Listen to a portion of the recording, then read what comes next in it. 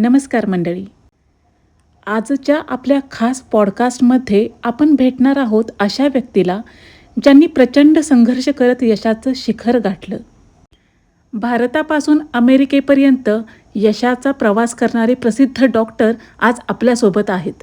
चला जाणून घेऊया त्यांची प्रेरणादायी स्टोरी. तुमचं लहानपण कसं होतं? मी अतिशय खेडेगावामध्ये राहिलेला, असद नावाच्या गावामध्ये राहिलेला मुलगा आणि दिवसभर खेळणारा मुलगा.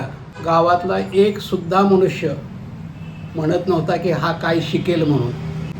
परंतु माझे जे शिक्षक होते, पहिली दुसरी तिसरी चौथी पाचवीपर्यंत असणारे, सातवीपर्यंत असणारे, ते शिक्षक मात्र सगळे सांगायचे की हा कायम पहिला येणार. आणि त्यामुळे मी प्रत्येक पहिलीपासून 11वीपर्यंत प्रत्येक ठिकाणी पहिला आलो आहे. अदरवाईज 11वीपर्यंत 7वीपर्यंत शिक्षण तर गावातच होतं की ज्या गावामध्ये एका वर्गात 5 मुलं किंवा 7 मुलंच असायची. आणि अशा मुलांच्यामध्ये खेळणे आणि राहणे, अशिक्षित आईवडिलांच्या बरोबर राहणे, अशा प्रकारचं जीवन जगणारा मुलगा ज्या वेळेला 7वीत पहिला आला बोर्डाच्या परीक्षेत, त्यावेळेला त्यांना सर्वांना गावातल्या लोकांनी सांगितलं की तू आता जवळच्या चिंचणीच्या हायस्कूलला जाऊ नकोस, तू देवराष्ट्राच्या हायस्कूलला जा. आणि म्हणून मी यशवंतराव हायस्कूल देवराष्ट्र ज्या वेळेला मराठी शाळेमध्ये भरत होतं, त्यावेळेला त्या हायस्कूलमध्ये मी जॉईन झालो. आणि त्या हायस्कूलमध्ये जॉईन झाल्यानंतर सुद्धा प्रत्येक वर्षी हायस्कूलमध्ये पहिला येत गेलो. आणि उंचीनंच कमी असल्यामुळं प्रार्थनेला तर पहिलाच असायचो. आणि त्याशिवाय देवराष्ट्रीय हायस्कूलचे जेवढे शिक्षक होते, त्या शिक्षकांनी वर्गणी काढून माझ्या म्हणजे शर्ट आणि पॅन्टसाठी पैसे दिलेले आहेत मला. गरिबीच्या ह्या परिस्थितीमध्ये एकटाच मुलगा मी असदमधून देवराष्ट्रापर्यंत चालत जात होतो. बाकीचे सगळे देवराष्ट्रे, वडगाव, जवळजवळच्या आंबक असे गावचे मुलं होती. पण असदमधनं जाणारी अतिशय बोटावर मोजणे एवढीच मुलं होती. 2 का 3च मुलं फक्त आम्ही होतो. त्याच्यात माझ्या वर्गात तर मी एकटाच होतो. आणि अशा पद्धतीनं देवराष्ट्रीय हायस्कूलमध्ये सुद्धा मी पहिला आलो. भोसले सर आम्हाला तिथं मुख्याध्यापक होते आणि त्यांनी मला सांगितलं की बाळ, आता तू कुठेही शिकायला जाऊ नकोस, फक्त पुण्याला शिकायला जा. आणि पुण्याला शिकायला जायचं म्हटलं तर 1969ला मी 11वी झालेलो. कराड ते पुणे तिकीट होतं 3 रुपये आणि आईनं एकूण 5 रुपये मला दिलेले होते की हे 5 रुपये घे आणि पुण्याला जा. आणि अशा परिस्थितीमध्ये मी पुणे गाठलं आणि तिथं परीक्षा देऊन त्यामध्ये मी पहिला आलो आणि मला ॲडमिशन मिळालं पुण्याला. कशाला ॲडमिशन मिळालं पुण्यात? BSc ॲग्रिकल्चर कोर्ससाठी ॲडमिशन मिळालं ॲग्रिकल्चर कॉलेजला. ओके. आणि तिथं कॉलेजला ॲडमिशन मिळालं म्हटल्यानंतर जॉईन होण्याशिवाय पर्यायच नव्हता. आणि पैसे तर आईनं दिलेले होते, ते 5 रुपये पगार ह्याच्यातच गेले, 3 रुपये राहिलेच, पैसेच नव्हते. आणि त्यावेळेला पैशाशिवाय काहीच करता येत नव्हतं. बरोबर. आणि करायचं काय ह्याचा विचार करतच शेवटी मी कराडला आलो. आणि ओगले काच कारखाना जो इथं होता, त्या ओगलेना डायरेक्ट सांगितलं की मला आत्ताच्या आत्ता तुम्ही 300 रुपये मला दिलेच पाहिजेत. आणि तुम्हाला काय व्याज घ्यायचं असेल तेवढं घ्या, 10%, 20%, 50% व्याज द्यायला मी तयार आहे. परंतु मला हे पैसे आत्ता घेतल्याशिवाय तुमच्याकडून जाणारच नाही. आणि त्यावेळेला शंकरराव ओगलेंनी मला 300 रुपये दिले आणि मला परत करू नकोस असं सांगितलं. आणि त्याच्यावर त्यांनी एकच सांगितलं की तू हे पैसे परत करू नकोस, पण काही झालंस, कुठेही तू शिकलास तरी कराडात राहायला ये. आणि म्हणून मी कराडात राहायला आलो आहे, बाकी काहीही कारण नाही. त्यामुळे रिटायरमेंटच्या साधारणपणे 20 वर्षे अगोदर कराडमध्ये हे घर घेऊन ठेवलं होतं मी. ओके. डॉक्टर बनायचा डिसिजन कधी घेतला? माणूस म्हटलं की त्याला आजारपणाला फेस करावंच लागतं. हो. ही भारतातली परंपरा आहे. माझ्या घरात तर कोणी कधीही आजारी नव्हतं. माझी आई तर स्वतःची 106 वर्ष जगलेली होती. आणि मी ज्या वेळेला कुटुंबासह दिल्लीमध्ये शिकायला गेलो 1982 साली. आणि दिल्लीमध्ये काय नाही असं नाहीच आहे, दिल्लीमध्ये सगळं आहे. आणि त्यावेळेला माझ्या कुटुंबावर आलेल्या प्रसंगाला दिल्लीतला एकही डॉक्टर उपयोगी पडला नाही. अरे बापरे. आणि दिल्ली म्हणजे एम्स, भारताचं सगळं मेडिकल सायन्स ही दिल्लीत आहे. हो. आणि एम्समधल्या डायरेक्टरना, एम्समधल्या लोकांना मी ज्या वेळेला म्हटलं की नाही नाही नाही नाही, मी माझ्या कुटुंबाला बोटसुद्धा लावू देणार नाही, त्यावेळेला त्या डायरेक्टरनं मला साष्टांग नमस्कार केला आणि सांगितलं की बाळ, तू जर त्यांच्या शरीराला आम्हाला बोट लावू देणार नसशील तर आम्ही त्यांना बरं करू शकणार नाही.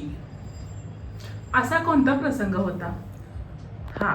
आता डिटेल प्रसंग सांगणं फार अवघड आहे त्याच्यामध्ये, परंतु ते मला एवढंच सांगत होते की त्यांची 3-4 ऑपरेशन करावी लागतील. अरे वा. आणि 3-4 ऑपरेशन करायचं म्हणजे कापल्याशिवाय ऑपरेशन तर होत नाही. आणि माझी कंडिशन एवढीच होती की मी बोट लावून देणार नाही शरीराला. आणि त्या कंडिशनमध्ये त्यांनी नितांतपणे सांगितलं की ह्याच्यावर उपाय नाही आहे आमच्याकडं, आणि ह्यांचं आयुष्य 5 वर्षाचं किंवा 5 वर्ष मॅक्झिमम आहे. आणि आत्ता हे ऐकल्यानंतर काहीच वाटत नसलं तरी त्यावेळेची परिस्थिती ही भयंकर बिकट होती की आता करायचं काय. आपल्याजवळ जर आपली बायको नसेल तर आपण जरा जीवन कसं चालणार आणि कसं आपण जगणार आणि कशा गोष्टी करणार. आणि त्यावेळेला 2 लहान लहान मुलं होती मला. आणि ह्या परिस्थितीमध्ये मी स्वतः डायरेक्ट पुस्तक लिहिलं, प्रॅक्टिस होमिओपॅथी ॲट होम, घराच्या बाहेर न जाता बरे व्हा. आणि हे पुस्तक लिहिलं आणि त्याच्यात मी जे काही औषधं लिहिलेत ती औषधं बाजारातनं खरेदी केली. जे कोण होमिओपॅथीची औषधं देत होतं त्यांच्याकडून औषधं घेतली आणि ती औषधं तिला दिली. आणि आत्ता तिचं वय 72 वर्ष आहे. अरे वा, खूप छान. आणि काही नाही, दिवसभर काम करत असते. माणसाचं जीवन फक्त काम करण्यासाठी आहे, बसून खाण्यासाठी नाही, एवढंच महत्त्वाचं आहे. दिवसभर काम करा, दिवसभर कष्ट करा आणि त्याप्रमाणे तुम्ही राहा. तुमच्या शरीराला काहीही होणार नाही याची पूर्ण गॅरंटी आहे. त्या कठीण काळात तुम्हाला मोटिवेशन कोणाकडून मिळालं? कठीण काळ हा प्रत्येकालाच येत असतो, फक्त त्याच्यात मोटिवेशन कुणाकडून घ्यायचं तर ते फक्त घरातल्या माणसांच्याकडून घ्यायचं, हां, आई वडिलांच्याकडून घ्यायचं. आणि मला सर्वात जास्त मोटिवेशन दिलं ते माझ्या आईनं दिलं. खूप छान. हे सगळ्यात महत्त्वाचं आहे की मोटिवेशन घरातूनच मिळतं. घरातूनच मोटिवेशन मिळतं आणि घरातलीच माणसं तुमच्यासाठी अतिशय चांगलं काम करत असतात आणि घरातलीच माणसं तुमचं फक्त हित चिंतत असतात. हां. आणि ते हित कसं करायचं आणि त्याचा उपयोग कसा करून घ्यायचा ह्या प्रत्येकानं स्वतः आजमावायचं असतं. आणि घरातल्या माणसाला अजिबात लुबाडायचं नसतं. घरात मी सर्वात लहान आहे मुलगा, सगळ्यांच्या मुलांची लग्न सगळ्यांच्यासाठी मदत केलेली आहे मी. कुणासाठी, माझ्या भावासाठी, माझ्या बहिणीसाठी, सगळ्यांना प्रत्येकाच्या लग्नासाठी, ह्याच्यासाठी प्रत्येकानं मदत केली आहे, त्यांच्या मुलांच्या लग्नासाठी. आणि त्याची परतफेडसुद्धा कधी घेतली नाही. अशा पद्धतीनं राहा, दुसऱ्यावरती उपकार करत राहा. तुम्ही तुमचा सदुपयोग करण्यासाठी परमेश्वर तुमच्या पाठीशी असतोच. हो, हे बरोबर आहे. तुम्ही स्टडी कसा मॅनेज केला? म्हणजे आता त्यावेळेला हे आजकाल जसं रिसोर्सेस आहेत तसे त्या काळात नव्हते, तर ते तुम्ही स्टडी कसं मॅनेज केलं? देवरष्ट्यावरून चालत आल्यानंतर संध्याकाळी आसनला पोचायचं म्हटलं की अंधार पडायचा, त्यामुळं अंधारात खेळायला मिळायचं नाही. म्हणून दप्तरासह तसंच मी खेळत बसायचो ग्राउंडवरतीच. आणि दिसायचं बंद झाल्यानंतर घरी यायचो. घरात लाईट बीट काही नव्हती, त्यामुळं सकाळी झोपून जाणे एवढंच माहीत होतं. परंतु देवराष्ट्रे असं अंतर हे 5 किलोमीटरचं होतं.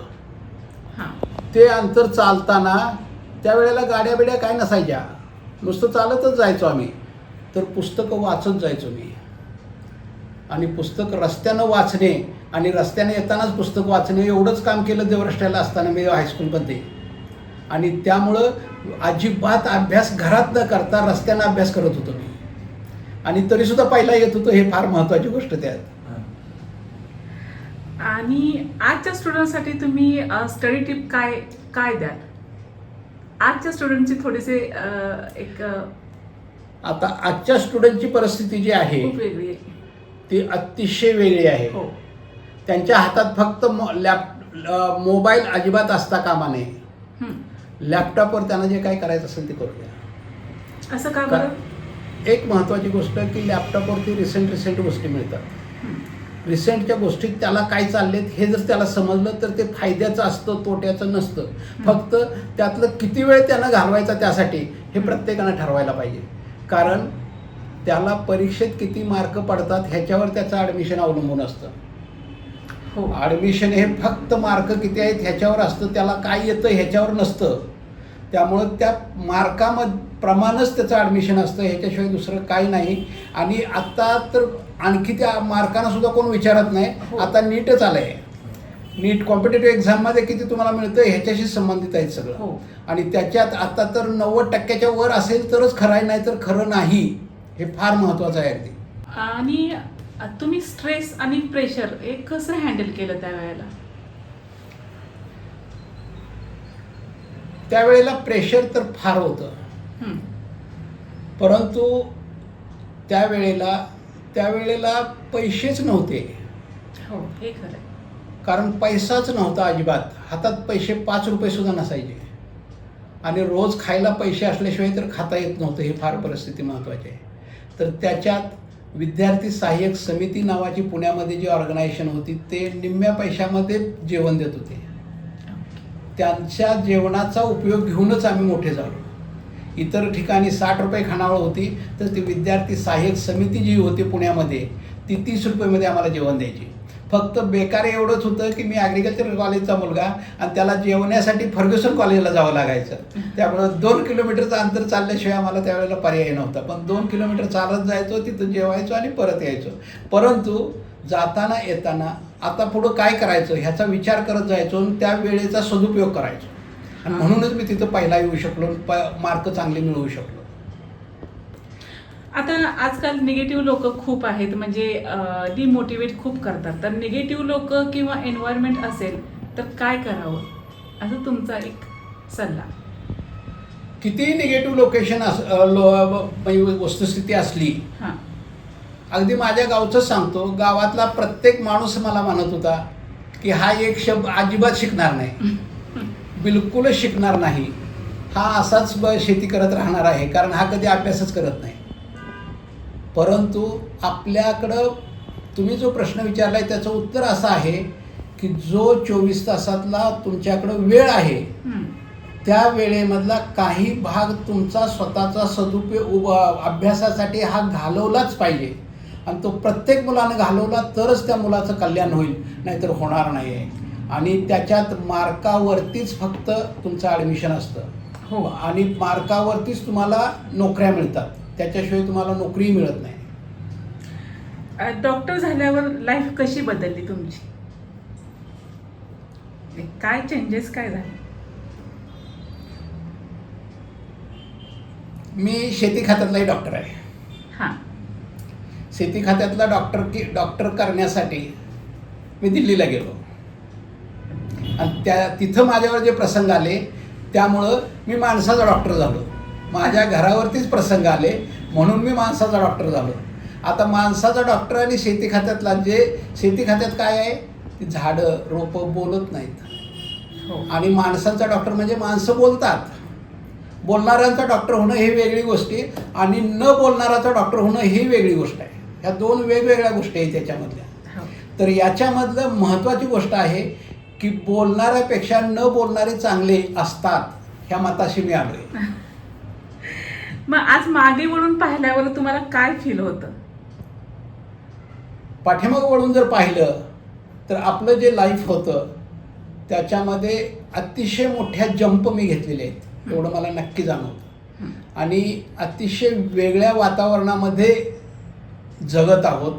आणि ह्याचं मुख्य कारण म्हणजे मी सदैव रोटरीच्या संपर्कात आहे. रोटरीचा गेली 12 ते 14 वर्ष झालं मी मेंबर आहे. त्यामुळे जागतिक लेवलला, सगळ्या लेवलला मी त्याच्यामध्ये असतो. ओके. त्यामुळं वरच्या लेवलमध्ये राहणं एवढंच आपल्या गोष्टी चाललेल्या आहेत. आता सक्सेससाठी लक इम्पॉर्टंट आहे का की हार्डवर्क इम्पॉर्टंट आहे? दोन्ही गोष्टी महत्त्वाच्या आहेत. लक ही तेवढंच महत्त्वाचं आहे आणि त्याच्यापेक्षा जास्त महत्त्वाचं हार्डवर्कही आहे. हार्डवर्क असेल तरच तुमचं लक त्याला उपयोगी होईल, नाही तर होणार नाही. हां, रॅपिड फायर थोडंसं करू आपण. हार मानायची की लढायचं? लढायचं, कधी हार मानायची नाही. सक्सेस की पीस? पीस. गुगलवरून ट्रीटमेंट घेणं किती डेंजरस आहे? मोस्ट डेंजरस आहे, मोस्ट डेंजरस आहे. कधीही घेऊ नका, हं. कधीही घेऊ नका. समोरासमोर हे करूनच तुम्ही ट्रीटमेंट घ्या. तुमचं सर्वात चॅलेंजिंग केस कोणती होती? माझ्याकडं फक्त चॅलेंजिंग केसच येतात, बाकी दुसरी कुठल्याही केसेस येत नाहीत. आणि त्याचा एक नमुना सांगायचा जरी म्हटलं तरी, बाळ जन्मलं की 24 तासात मरणार आहे असं डॉक्टर लिहून द्यायचा. हां. आणि ती केस माझ्याकडे ज्या वेळेला आली, मी इथं कराडमध्ये आल्याबरोबर, हं. आणि त्यांनी सांगितलं की आमची 3 बाळं अशी मेलेली आहेत. अरे बाप. आणि डॉक्टरनं लिहून दिलं होतं की 24 तासात मरणार आहे, कारण त्याच्यात मायटोकॉन्ड्रियाच नसायची. आणि ते माझ्याकडे आल्यानंतर मी त्यांना औषधं दिली आणि आता ते बाळ 10 वर्षाचं झालेलं आहे. हां. हां. आणि आता बाळ ते फर्स्ट असतं, कायम फर्स्ट असतं. परंतु गेली 10 वर्ष झालं ते कंटिन्युअस औषध माझी घेत असते. ग्रेट. जगातला कुठलाही डॉक्टर जे बरं करू शकत नाही, जगातला कुठलाही डॉक्टर जे बरं करू शकत नाही तेवढ्यानेच माझ्याकडे या, असं माझं स्पष्ट चॅलेंज असतं. आणि माझ्याकडं भारत देशातल्या प्रत्येक राज्यातले पेशंट आहेत आणि जगातल्या 32 देशात माझे औषध जातात. तुमच्याबद्दल सांगा की तुम्ही आता काम कुठे कुठे केलं आहे आणि तुमच्याबद्दल सेल्फ इंट्रोडक्शन फक्त द्या मला. मी यशवंतराव हायस्कूल देवराष्ट्रेमध्ये 11वी पास झालो. तिथून पुणे ॲग्रिकल्चर कॉलेजमध्ये डायरेक्ट ॲडमिशन घेतलं. कॉम्पिटिशन असायची, कॉम्पिटिशनमध्ये ॲडमिशन तिथं घेतलं. तिथं ग्रॅज्युएशन केलं 69 ते 73. तिथं पहिला आलो आणि तिथून मी राहुरीला MSc केली. MSc ॲग्री केली. त्यावेळेलाच तिथले जे कुलगुरू होते त्यांनी मला अगदी स्पष्ट सांगितलं, तू खूप हुशार आहेस आणि तू भारतात काय राहू नकोस, तू भारताच्या बाहेर जा. परंतु 1975ला भारतात आणीबाणी जाहीर केली होती आणि 75ला अमेरिकेला जायचं असेल तर 1 लाख रुपयाचा बॉन्ड लागत होता. आणि त्यावेळेला मी म्हटलं की बॉन्डला माझ्याकडे 200 रुपये नाहीत, तर तुला 1 लाख रुपये कुठून आणायचे. आणि त्या कुलगुरूनं मला सांगितलं की माझ्या अकाउंट घेऊन जा, किती पैसे आहेत बघ. आणि त्यानं मला ते पासबुक दिलं त्याचं, आणि त्याच्या खात्यावरसुद्धा 75,000च होते. आणि त्यानं 75,000 रुपयाचा बॉन्डवरती मला सही करून दिली. आणि त्यानं सांगितलं की राहिलेले 25,000चा बॉन्ड दापोलीच्या कुलगुरूकडून घे, म्हणून मला दापोलीला पाठवलं. आणि दापोलीच्या कुलगुरूनं मला सांगितलं की तुझ्या बॉन्डवर मी सही करतो, तू बस इथं, आधी आमच्याकडं नोकरीला जॉईन हो आणि मग तू बाकीचं काय ते कर. आणि तिथं मला नोकरीची ऑर्डर दिली आणि क्लस्टर ऑफिसर म्हणून नोकरीला लागलो. आणि त्याच्यानंतर मी अमेरिकेलाही गेलो, तो काही प्रश्नच येत नाही. त्याने मला अमेरिकेला पाठवलं आणि तिथून मला आधी नोकरी दिली. क्लास 2 ऑफिसर म्हणून अर्ज न करता लागलेला मी पहिला माणूस असेल म्हणतोय भारतामध्ये. आणि त्याच्यानंतर मी PhD करत होतो दिल्लीमध्ये. त्यावेळेला माझ्यावर जे प्रसंग आले त्या प्रसंगामध्ये मला डॉक्टर व्हावं लागलं. आणि तिथं डॉक्टर झालो त्यावेळेला मी पहिला आलो, राजीव गांधीच्या हस्ते माझा सत्कार झाला. आणि राजीव गांधीच्या माझा सत्कार झाल्यानंतर ते सगळ्या जगभर पसरलं गेलं. आणि म्हणून मला US गव्हर्नमेंटनं डायरेक्ट सांगितलं की ह्याला पाठवून द्या भारतातनं. आणि त्यावेळेला मला एवढंच एकच ओळीचं पत्र आलेलं होतं, पासपोर्ट काढानं दिल्लीत या. आणि मी पासपोर्ट काढला आणि तो सेक्रेटरीच्या अंगावर फेकला होता, हा पासपोर्ट तुला काय करायचं ते कर. त्या सेक्रेटरीने मला सांगितलं की आता अजिबात नाही, इथनं बाहेरच जायचं नाही, तू उद्या अमेरिकेला निघा गेलास म्हणून समज. अरे त्याला मी सांगितलं मी 1 शर्ट आणि 1 पॅन्ट घेऊन आलो आहे, कसं अमेरिकेला जाणार आणि काय. आणि त्यावेळेला मी सगळं मटेरियल पाहिजे तेवढं खरेदी केलं आणि मी अमेरिकेला पोचलो. अमेरिकेला पोचल्यानंतर त्यांनी मला सांगितलं की वयाच्या 85 वर्षापर्यंत तुला नोकरी दिली जाईल, कारण तिथं मी पहिला आलो होतो. अमेरिकेमध्ये ते सगळे जे लोक बोलवले होते त्याच्यामध्येही पहिला आलो. आणि तिथं पहिला आल्यानंतर त्यांनी सांगितलं की तुला आता आम्ही सर्व्हिसची ऑर्डर देतोय. मी म्हटलं सर्व्हिसची ऑर्डर देत आहे चांगली गोष्ट आहे, परंतु मला माझ्या बायकानं मुलाला आणलं तरच मी इथं राहणार, नाही तर राहणार नाही, मी परत जाणार काही झालं तरी. तर त्यावेळेला त्यांनी त्यांचे सुद्धा मला तिकीटं पासपोर्ट सगळे काढून दिले आणि घेऊन ये म्हणून सांगितलं आणि त्याच्यावरती मी सगळं फाडून टाकलं आणि मी भारतात आलो. कारण मी भारत देशासाठी काम करणार हे पहिल्यापासून ठरलेली गोष्ट होती आणि फक्त तेवढ्या गोष्टीसाठीच मी भारतात आहे, बाकी काहीही कारण नाही. आत्ताशी फक्त 30च देश बघितलेले आहेत, आणखी 70 देश बघणं एवढंच माझं पुढचं काम आहे. मला बाकी काहीही देणं घेणं काय नाही जगाचं. आणि जगातल्या लोकांना कसं जास्तीत जास्त मदत करता येईल एवढं एकच वाक्याने एकच गोष्ट मी बघत असतो. मग ती कोणत्याही प्रकारची मदत असू दे, तेवढ्या मदती मी मला जेवढं शक्य आहे तेवढं मी करत असतो आणि देत असतो. खूप छान. थोडी पुस्तकाविषयी माहिती द्या मला की आता हे ह्याची 90 रुपये किंमत होती, ह्याची आता किंमत हे 340 रुपये किंमत आहे, ह्याची आता 1100 रुपये किंमत आहे ह्या पुस्तकाची. प्रॅक्टिस होमिओपॅथी ॲट होम, घराच्या बाहेर न जाता बरे व्हा. हे पुस्तक 100 देशात मिळतं, 100 देशात.